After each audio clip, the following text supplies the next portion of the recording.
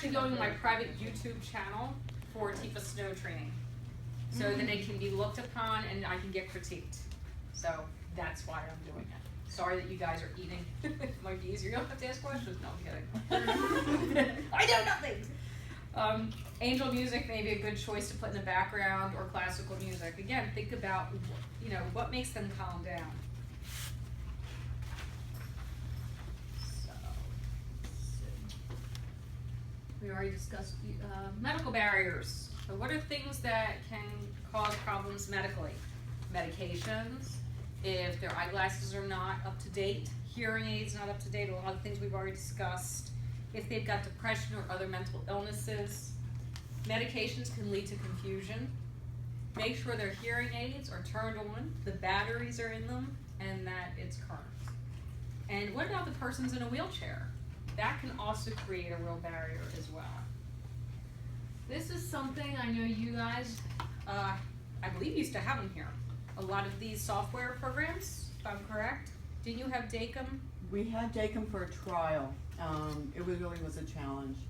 Okay. Your friendship center has it. They do, but they have people there all the time. Yeah. And we didn't. And a lot of the people were not familiar with using the computer, so it took a lot of effort to get them engaged. Once we did that, it was fun.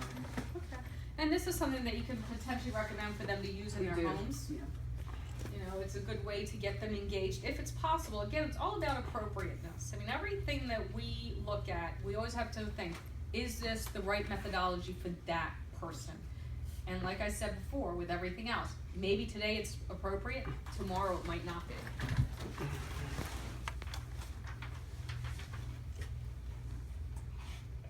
As I've already said, once you meet one person with Alzheimer's, you have not met them all. Feelings.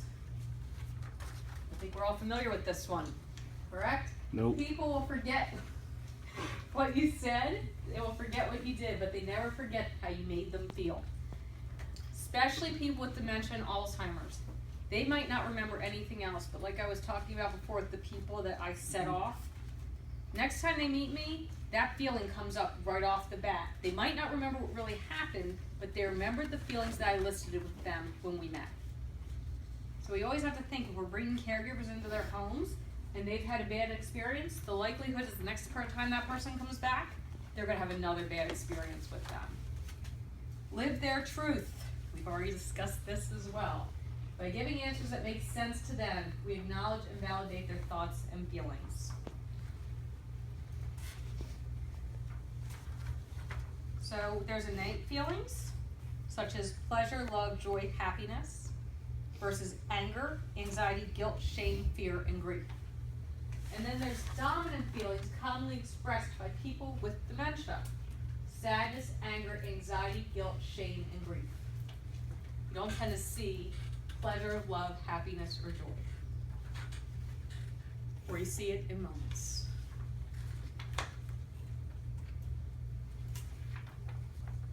That's interesting.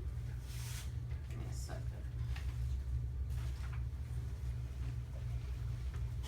Alright. Pitfalls of reality orientation. And I think we've already discussed this. Whose reality are we again trying to orient them to? Ours or theirs? And it's just going to become an argument. So, interventions, what can we do?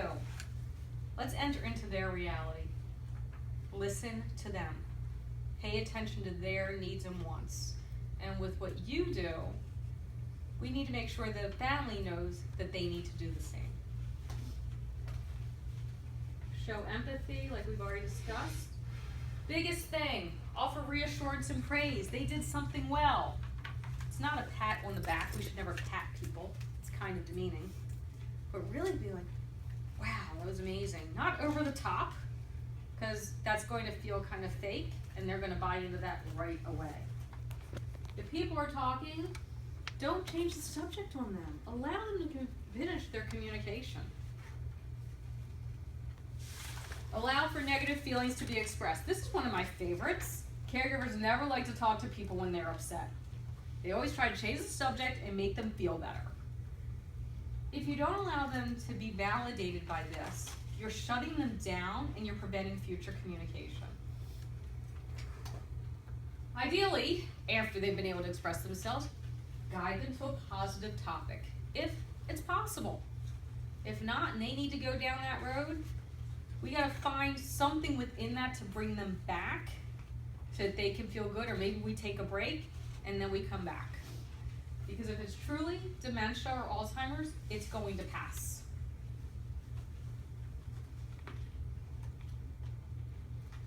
And that's it. We're done chapter 2. Yay! Bring on chapter 3.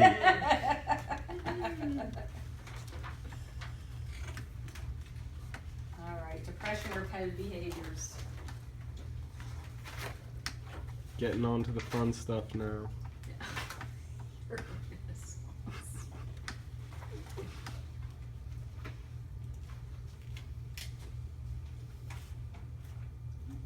When you were talking about barriers, you said environmental medication barriers. What was the first one?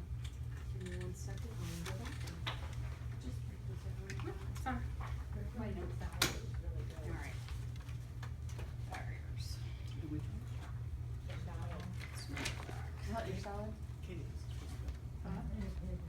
Pam, was that your salad? No. You make a good strawberry salad too. Medical barriers, there's medications, vision disorders, blindness, acute illness. There was environmental medication and something, the umbrella of them, not the subcategories. Well, there was environmental, The medical. one for environment. Give me a second. Barriers to communication created by the caregiver. Asset to our potlucks. Huh? She's a huge asset to our potlucks. With the bacon. My mother's too excited. We love it. She appreciates it. Okay.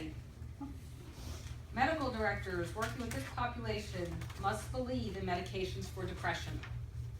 So you also have to think about the family members as well, especially with us, because how many times do we come into with family members that I don't believe in medication, mom doesn't need anything, dad doesn't need anything. That's what you're dealing with more than anything else, is how do we get the family to recognize what their needs actually are and how they can benefit from them even if they don't agree with them. Most depressions can be treated, some of them can't because they're so severe. Should you in fact be dealing with someone that is in a facility, especially a dementia unit, it's important to find out if they have a policy for reversible dementia. What happens to that person if they've been in a facility and then they find out they're not actually demented, but it's actually been depression? What does the facility then do with that person? Do they allow them to come back out of that unit, and then do they transfer them home or to an assisted living facility or somewhere else in that facility? That's a really interesting question, and my guess is Well, most people would not have policies for that. they should. Mm-hmm. It's the question of looking into it and finding Right. out, you know, if that person goes in a facility and they haven't been diagnosed, and they haven't been able, because remember, depression and dementia tend to overlap one another. Right. They're very similar, and, you know, sometimes once you treat the depression, they're not demented any longer. Yeah. So it's finding out, you know, what happens then. Mom's been in a locked unit. Well, she's fine now. What do we do? Right. Give her more meds and make her crazy. Mm-hmm. Thank you, Also Michael. space too. It's always the answer, actually. Well, they always want to keep the heads in the bed, right? Right. So, health analysts estimate that up to 40% of people with Alzheimer's disease and other dementias suffer from significant depression. That's a pretty scary statistic, but again, not surprising. So, screening for depression. Rule out pseudo-dementias, which we've already discussed. Rule out substance abuse or substance misuse. Are they taking their medications the way they're supposed to be taking them? Or are they self-medicating? Or is the family medicating them and deciding what they need and what they don't need? I'm sure you see that a lot. Evaluate for depression.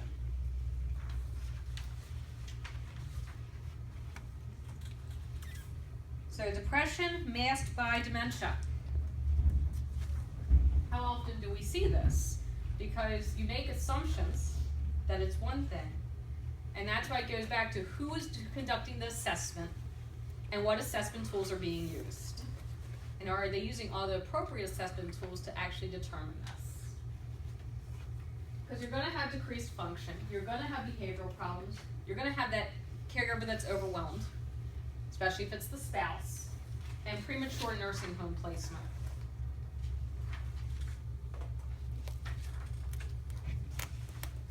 So, overlap with depression and dementia. Do you feel pretty confident about this information? Okay, then. Benefits, treatment of depression. And you were supposed to, since we did it last time, you should have in your handouts benefits of treatment. Medications can benefit a person with depression and may be the only intervention that works. Unfortunately, that's not always true because sometimes people need ECT, and that's not always effective depending upon where they are with depression. Ideally, family members will agree with this intervention, and some wonder why treat when the person already has dementia. Well, there is a quality of life, and just because